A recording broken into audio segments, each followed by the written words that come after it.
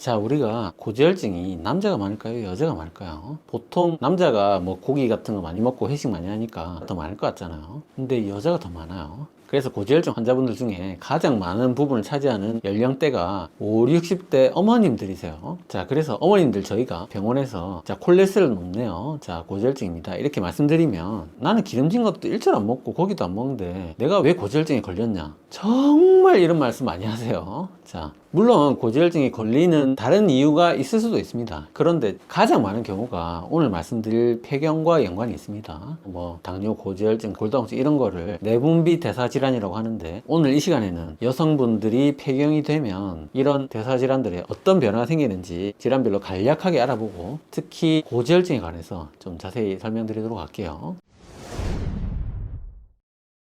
자, 안녕하세요. 운동한 내과 시작입니다. 자, 앞서 설명드린 고지혈증, 당뇨, 골다공증 이런 병들을 내분비 대사질환이라고 해요. 자, 안타깝게도 여성분들은 폐경이 되면 이 세 가지가 쫙 올라가게 돼요. 자, 그래서 여성분들이 폐경 전으로 해서 내분비 내과 방문할 일이 굉장히 늘어납니다. 자, 우리가 음식을 과잉 섭취해서 생기는 대사질환의 양대축이 주로 탄수화물 많이 먹어 생기는 대사증후군의 빨간 경로가 있고요. 그 다음에 주로 지방을 많이 먹어 생기는 LDL 콜레스테롤 혈증, 고지혈증 파란 경로가 있어요. 자, 물론 탄수화물 많이 먹어서 이 경로로 가기도 하고 지방을 많이 먹어서 이 경로로 가기도 하지만 이런 음식과 관계없이 이 두 경로는 매우 독립적이에요. 이 병이 많다고 해서 꼭 이 병이 많이 생기는 것도 아니고 이 병이 있으면 이 병이 많이 생기는 것도 아닌데 우리 여성분들이 폐경을 하고 나면 얘도 많이 생기고 얘도 많이 생겨요. 상관이 매우 적은 이 두 경로가 둘 다 많이 생깁니다.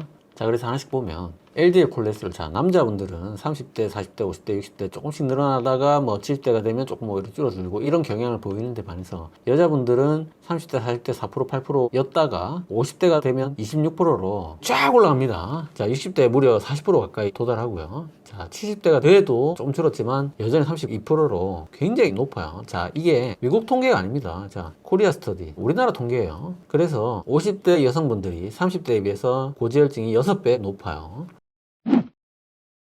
자, 요 중성지방 HDL, LDL은 다 독립적이기도 하지만 대체로 TG가 높고 HDL이 낮은 이 두 개는 대사증후군에 의해서 발생하기 때문에 주로 묶여 있습니다. 그래서 차라리 당뇨와 TG, HDL이 연관이 있지 LDL은 오히려 이 두 개랑 별개인 경우가 많아요. 그래서 이렇게 묶어서 빨간 경로, 대사증후군을 우리가 생각해 볼 수가 있습니다. 자, 그러면 다른 한 축인 대사증후군은 어떠한가? 자, 대사증후군 남자 역시 30대 21%, 40대 뭐 33%, 5, 6, 70대 뭐 40%대로 비교적 고르게 높게 나오는 반면에 여자분들은 30대, 40대에는 대사증후군이 거의 없어요. 7%, 14%다가 50대에 쫙 올라가요.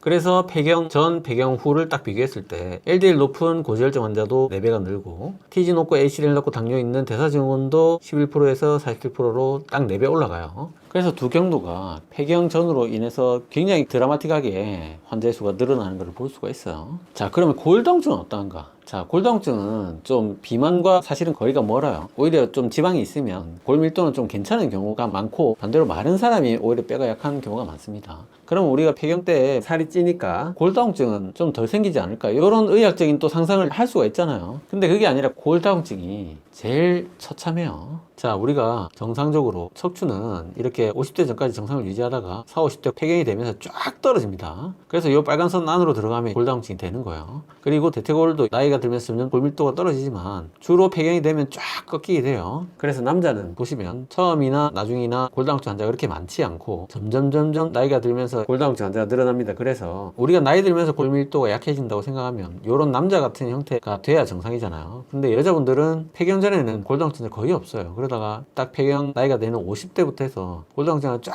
늘어나서 오히려 나중에 조금 감소하는 이런 그래프를 그리게 돼요. 자, 그러면 폐경이 되면 고 LDL 콜레스테롤 혈증, 대사증후군, 골다공증 이 세 가지가 이렇게 급격하게 늘어나는 그 원인이 뭔가?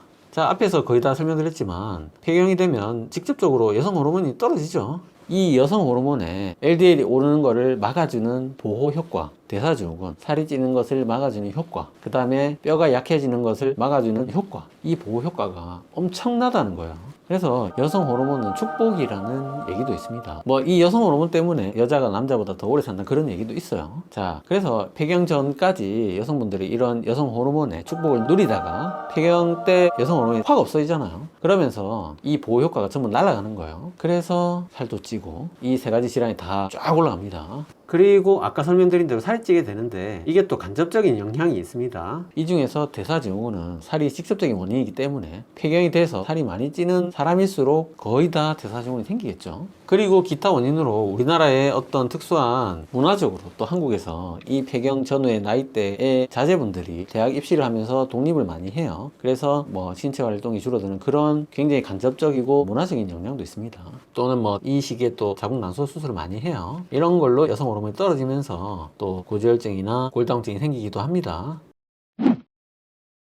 그래서 자, 우리가 스완 스터디라고 미국에서 여성의 건강과 수명에 대해서 여러 가지 인종 간의 어떤 차이라든지 이런 거를 연구하는 스터디가 있어요. 자, 이 굉장히 대규모의 이런 스완 스터디에서 우리 여성분들이 폐경 전후로 해서 심혈관 위험 인자가 어떻게 변하는지 본 엄청나게 대규모 연구가 있습니다. 자, 여기서 보면 자, 이 0이 딱 폐경된 해예요. 그래서 LDL이 나이가 들면서 뭐 조금씩 올라가다가 이 폐경된 해 기준으로 쫙 올라갑니다. 그리고 심혈관 위험에 굉장히 안 좋은 아포비라는 소위 말해서 콜레스테롤 수송 차량의 차 앞대가리, 이 앞대가리도 폐경해 그 앞뒤로 해서 쫙 올라가게 돼요. 그리고 좋은 콜레스테롤 HDL도 폐경된 후부터 쫙 떨어지기 시작하고요. 이 논문에서는 폐경 딱 되는 해 플러스 마이너스 1년 전후로 해서 콜레스테롤 쫙 올라가는 이런 차이가 인종 간의 차이가 없었다고 보고를 했어요. 그래서 아시아인인 우리나라도 이 논문에 정확하게 해당된다고 할 수 있습니다. 그래서 이 논문에서 얻을 교훈이 또 하나가 있겠죠. 이 영상을 보시는 여성분들은 본인이 폐경되고 나서 1, 2년 안에 반드시 고지혈증 검사, 당뇨 검사를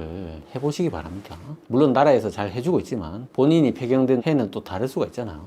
그래서 지금까지 설명을 종합해서 정리해보면 우리가 뭐 LDL 콜레스테롤 오르는 이유가 뭐 유전이 있고 식습관이 있고 또 알 수 없는 어떤 여러 가지 인자들이 있을 거 아니에요. 그거를 가상의 그래프로 이렇게 예를 들어서 뭐 표시를 해본다면 폐경 전의 여성과 남자를 비교하면 남자분들이 훨씬 더 콜레스테롤 높은데 그 이유가 이렇게 여성 호르몬이 보호를 하고 있기 때문이라는 거예요. 그래서 여성 호르몬이 없어지는 폐경이 되면 이렇게 보호 효과가 사라지면서 이제 남자분들보다 여자분들이 콜레스테롤이 더 올라가는 거예요.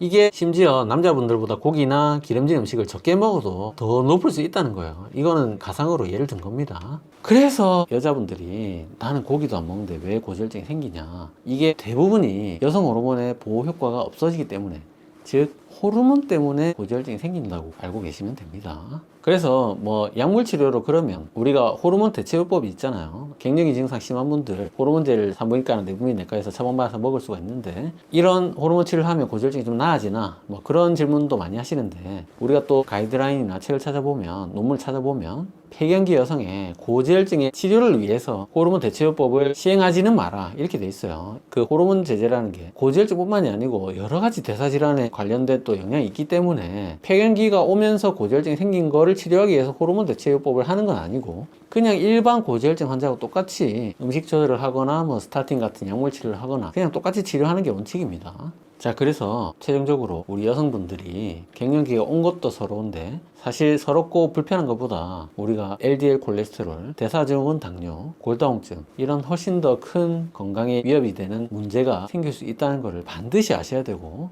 그래서 폐경기가 되고 나서 체중이 안 늘 수 있도록 최대한 관리를 잘 하셔야 되고요. 또 갱년기 증상이 심하면 산부인과 방문해서 호르몬 제제 처방 받는 것도 상담을 받으셔야 돼요. 무엇보다 가장 중요한 거는 폐경이 되고 나서 고지혈증, 당뇨 검사를 더 열심히 하셔야 됩니다. 자, 너무 우울해 하실 필요는 없는 게, 남자분들은 처음부터 호르몬의 보호 없이 대사증후군과 LDL 콜레스테롤에 노출이 돼 있어요. 젊을 때부터 노출이 돼 있습니다. 그나마 여성분들은 폐경 전까지는 최대한 보호를 받고 있는 거예요. 자, 그래서 내가 고기도 많이 안 먹는데 왜 콜레스테롤이 이렇게 높냐고 물어보시는 폐경기 어머님들을 위해서 오늘 영상 짧게 한번 준비해봤고, 오늘도 세 줄 요약으로 마무리할게요.